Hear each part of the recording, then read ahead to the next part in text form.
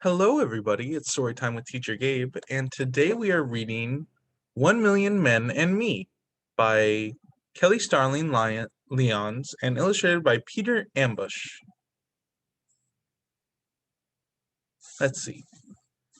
My cousin Amari said no girls were allowed, but Daddy took me anyway. Our bus rumbled through ebony night. My head smuggled into Dad's warm chest until pink daylight rose around us, and the driver called Washington, D.C. Like a quilt of moving pieces, we walked together, singing songs that made my heart dance.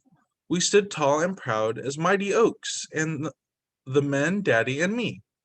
They came to make changes, came to make themselves and their communities better. And I was their princess, there to see the dream of this day come true. I squeezed Daddy's hand as the view stretched before us, 1,000,000 black men, 1,000,000 black kings. Happiness glowed in Daddy's eyes, tears shone too. Daddy lifted me on his shoulders as voices rang around us. Sister Angelo, Reverend Jackson, Minister Farcon, men chanted, a sea of fists thrust toward the sky. I looked at the faces, wrinkled and smooth, at skin a rainbow of chocolate, graham cracker brown, and cream. Daddy said they were doctors, garbage men, students, homeless people, and retirees. They came to the march to pray and take responsibility.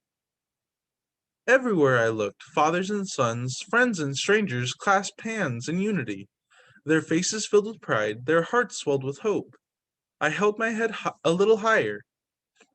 Daddy said they missed school and work to join in purpose and peace. Drums thumped, I felt the magic, and I held my head a little higher. Someone called for the men to give, and they answered. Dollars for a new future flowed overhead a river of green. Daddy put me down, and my heart pounded as I listened to the sounds of the men all around, to the slap of hands saying hello, to the boom of laughter. The roar of speakers echoed in my ears as powerful words traveled up to the sky and back. I watched Daddy nod and smile at everyone we passed. I asked if he knew them. He said no. Didn't have to. They were his brothers here and always. I saw signs bright with bold letters. I am a man. I am 1 in 1,000,000. I saw a long pool that sparkled in the sunshine like glass. Daddy said it was made for thinking and wishing. I looked at the men, united and strong. I clenched my eyes as tightly as I could. What did you wish for, Nia? Daddy asked as I opened them. But I knew if I told him my wish, it might not come true. So I just smiled and he understood. We sat on the grass as cotton candy clouds floated above us. As we watched the men talking and hugging, Daddy and me. Then, like a quilt of moving pieces, we boarded buses, trains, and subways and hopped into cars all too soon. We headed back down highways, back to Mama and my friends. I waved until my hands got tired, and I snuggled my head into its special place. But I'll always remember the day Daddy took me on a journey, the day 1,000,000 black men stood shoulder to shoulder, the day history was made with 1,000,000 men and me. All right, and that was 1,000,000 Men and Me.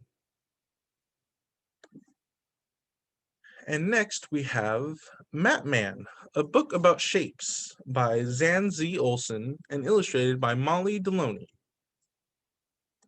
Let's see. If we made Map Man with a rectangle, what would Map Man do? He'd be the real Map Man, and his mat would be blue. If we made Map Man with a circle, what would Map Man do? He'd roll and roll around the floor, then he'd roll right out the door. If we made Map Man with a diamond, what would Map Man do? He'd float high up into the sky, then he'd look down and wave bye-bye. If we made Map Man with a triangle, what would Map Man do? He'd hold the triangle in his hand, then ding ding ding in a marching band. If we made Map Man with an oval, what would Map Man do? He'd sit with Humpty on the wall, then hold him so he wouldn't fall. If we made Matman with a moon, what would Matman do? He'd go outside to tell the cow, ready, set, jump over me now. And if we made Matman with a square, what would Matman do? He'd take a partner to a dance and do-si-do at every chance. If we made Matman with an octagon, what would Matman do? He'd stand in the street like a traffic cop. He'd make the cars and buses stop.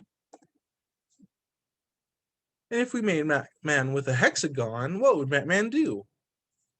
He'd count his sides from 1 to 6, then he'd stop to pick up some sticks. If we made Matman with a star, what would Matman do? He would make your wish come true, one special wish just for you. And if we made Matman with a pentagon, what would Matman do? He'd say, count my fingers, look alive, now count my corners up to 5. If we made Matman with a heart, what would Matman do? He'd give us each a valentine and say, I love you, please be mine. And if we made Matman with a blue rectangle, what would Matman do? He'd say, that's my mat. My mat's bright blue. Shapes are fun to do with you. All right, and that was Matman, the Shapes book. Let's see. Do you have a favorite shape, Mr. Noah?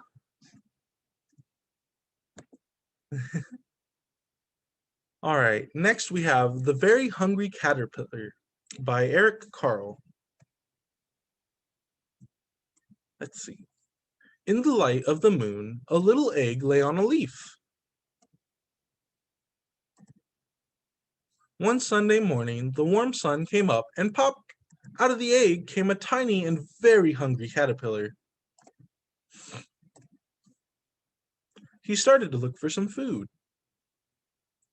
On Monday, he ate through 1 apple, but he was still hungry. On Tuesday, he ate through 2 pears, but he was still hungry. On Wednesday, he ate through 3 plums, but he was still hungry. And on Thursday, he ate through 4 strawberries, but he was still hungry. And then on Friday, he ate through 5 oranges, but he was still hungry. I wonder how much this caterpillar is going to eat. On Saturday, he ate through 1 piece of chocolate cake, 1 ice cream cone, 1 pickle, 1 slice of Swiss cheese, and 1 slice of salami. Oh, none of that sounds like it goes well together. 1 lollipop, 1 piece of cherry pie, 1 sausage, 1 cake, 1 cupcake, and 1 slice of watermelon. That night he had a stomach ache. Oh, I bet. For such a little caterpillar, that's a lot of food. Now he wasn't hungry anymore. And he wasn't a little caterpillar anymore. He was a big, fat caterpillar. He built a small house called a cocoon around himself. He stayed inside for more than 2 weeks. Then he nibbled a hole in the cocoon, pushed his way out, and he was a beautiful butterfly.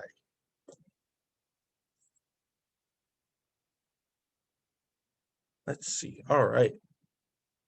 And that was The Very Hungry Caterpillar. Next, we have A Bad Case of Stripes by David Shannon. Let's see. Oh, I'm going to have to make these pages a little bigger. This one's a little small for me.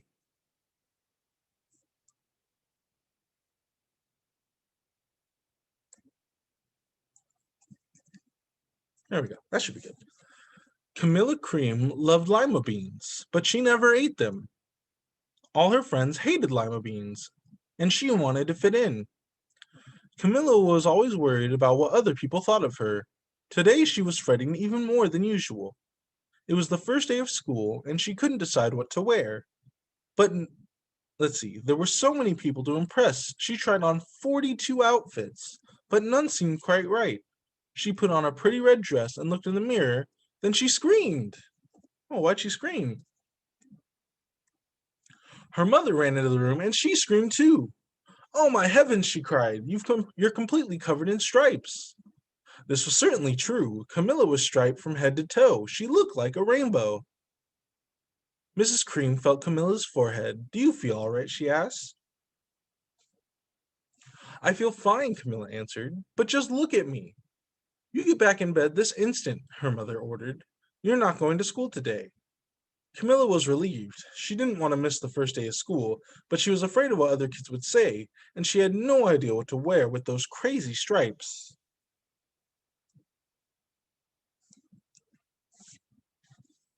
That afternoon, Dr. Bumble came to examine Camilla.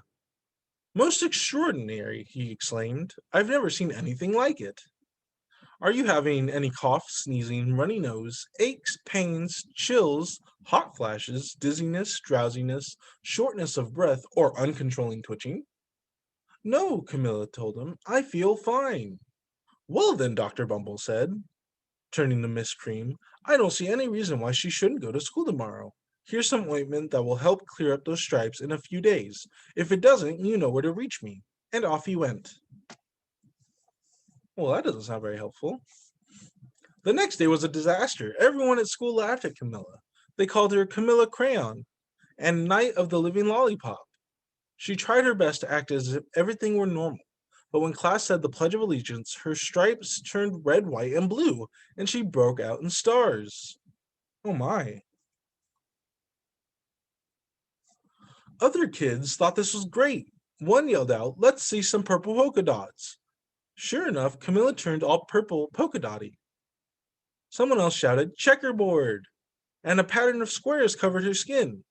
Soon everyone was calling out different shapes and colors, and poor Camilla was changing faster than you can change channels on a TV. Oh my. That night, Mr. Harms, the school principal called. I'm sorry, Miss Cream, he said. I'm going to have to ask you to keep Camilla home from school. She's just too much of a distraction. And I've been getting calls from other parents. They're afraid those stripes may be contagious. Camilla was so embarrassed. She couldn't believe that 2 days ago everyone liked her. Now nobody wanted to be in the same room with her. Her father tried to make her feel better. Is there anything I can get you, sweetheart? He asked. No, thank you, sighed Camilla. What she really wanted was a nice plate of lima beans, but she had been laughed at enough for one day. Well, yes, I see, Dr. Bumble mumbled when Mr. Cream phoned the next day. I think I'd better bring in the specialists. We'll be right over. About an hour later, Dr. Bumble arrived with 4 people in long white coats. He introduced them to the Creams. This is Dr. Grop, Dr. Sponge, Dr. Cricket, and Dr. Young. Then the specialists went to work on Camilla. They squeezed and jabbed and tapped and tested. It was very uncomfortable. Well, it's not the mumps, concluded Dr. Grop. Or the measles, said Dr. Sponge. Definitely not chicken pox, put in Dr. Cricket. Or sunburn, said Dr. Young. Try these, said the specialist. They each handed her a bottle filled with different colored pills. Take one of each before bed, said Dr. Grop. Then they filed out of the front door, followed by Dr. Bumble. Oh my. That night, Camilla took her medicine. It was awful. When she woke up the next morning, she did feel different. But when she got dressed, her clothes didn't fit right. She looked in the mirror, and there staring back at her was a giant multicolored pill with her face on it. Oh my. Dr. Bumble rushed over as soon as Mrs. Cream called. But this time, instead of specialists, he brought the experts. Dr. Gord and Mr. Mellon were the finest scientific minds in the land. Once again, Camilla was poked and prodded, looked at, and listened to. The experts wrote down a lot of numbers. Then they huddled together and whispered. Dr. Gord finally spoke. It might be a virus, he announced, with authority. Suddenly, fuzzy little virus balls appeared all over Camilla. Or possibly some form of bacteria, said Mr. Mellon. Out popped squiggly little bacteria tails. Or it could be a fungus, added Dr. Gord. Instantly, Camilla was covered with different colored fungus splotches. The experts looked at Camilla, then at each other. We need to go over these numbers again back at the lab, Dr. Gord explained. We'll call you when we know something. But the experts didn't have a clue, much less a cure. By now, the TV news had found out about Camilla. Reporters from every channel were outside her house telling the story of the bizarre case of the incredible changing child. Soon, a huge crowd was camped out of the front on the front lawn. The creams were swamped with all kinds of remedies from psychologists, allergists, herbalists, nutritionists, physicists, psychics, an old medicine man, a guru, and even a veterinarian. Each so-called cure only added to poor Camilla's strange appearance until it was hard to even recognize her. She sprouted roots and berries and crystals and feathers and a long furry tail, but nothing worked. One day, a woman who called herself an environmental therapist claimed she could cure Camilla. Close your eyes, she said. Breathe deeply and become one with your room. I wish you hadn't said that, Camilla groaned. Slowly she started to melt into the walls of her room. Her bed became her mouth, and her nose was a dresser. And two paintings were her eyes. The therapist screamed and ran out of the house. What are we going to do? Cried Mrs. Cream. It just keeps getting worse and worse, she began to sob. At that moment, Mr. Cream heard a quiet little knock at the front door. He opened it, and there stood an old woman who was just as plump and sweet as a strawberry. Excuse me, she said brightly, but I think I can help. She went into Camilla's room, looked around. My goodness, she said with a shake of her head, what have we here? It is a bad case of the stripes. One of the worst I've ever seen. She pulled a container of small green beans from her bag. Here, these might do the trick. Are those magic beans? Asked Mrs. Cream. Oh, no, replied the kind old woman. There's no such thing. These are just plain old lima beans. I'll bet you'd like some, wouldn't you? She asked Camilla. And Camilla wanted a big heaping plate full of lima beans more than just about anything, but she was still afraid to admit it. Yuck, she said. No one likes lima beans, especially me. Oh dear, the old woman said sadly. I guess I was wrong about you. She put the beans back in her bag and started towards the door. Camilla watched the old woman walk away. Those beans would taste so good, and being laughed at for eating them was nothing compared to what she was going through. She finally couldn't stand it. Wait, she cried. The truth is, I really love lima beans. I thought so, the old woman said with a smile. She took a handful of beans and popped them into Camilla's mouth. Said Camilla. Suddenly, the branches, feathers, and squiggly tails began to disappear. Then the whole world swirled around. The whole room swirled around. When it stopped, there stood Camilla, and everything was back to normal. I'm cured, she shouted. Yes, said the old woman. I knew the real you was in there somewhere. She patted Camilla on the head, and then she went outside and vanished into the crowd. Afterwards, Camilla wasn't quite the same. Some of the kids at school said she was weird, but she didn't care a bit. She ate all the lima beans she wanted, and she never even had a touch of stripes again. All right, and that was A Bad Case of the Stripes. And that was all the stories I have for today. Thank you guys for reading with me. I hope you guys have a good day.